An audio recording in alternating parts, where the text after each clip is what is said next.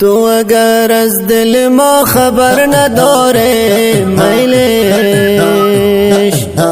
تو اگر بسوی ما نظر نداره میلش، تو اگر عشق مرا بسر نداره میلش، من اگر به تو همیشه بیقرارم میلش، من اگر جز تو کسی دیگر ندارم میلش،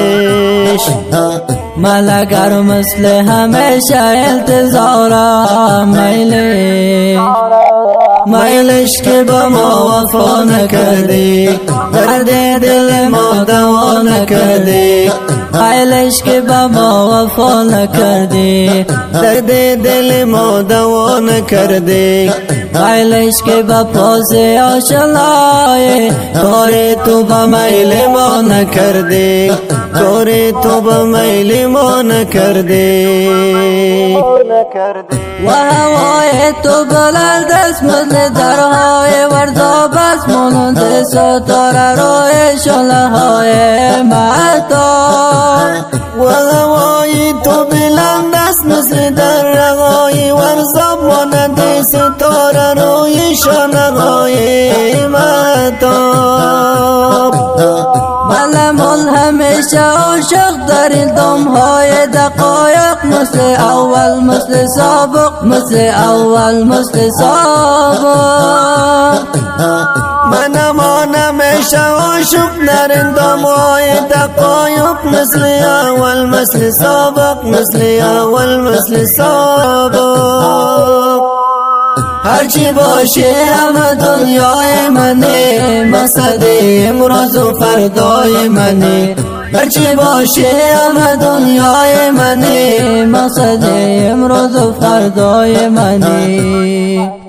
تو اگر از دل ما خبر نداره میلش، تو اگر بسوی ما نظر نداره میلش، تو اگر عشق مرا بسر نداره میلش، من اگر به تو همیشه بیقرارم میلش، من اگر جز تو کسی دیگر ندارم میلش، من اگر مثل همیشه انتظارم میلش، میلش که با ما وفا نکردی، درد دل ما دوا نکردی، میلش که با ما وفا نکردی، درد دل ما دوا نکردی، میلش که با پاس آشنای کار تو با میل ما نکردی، کار تو با میل ما نکردی.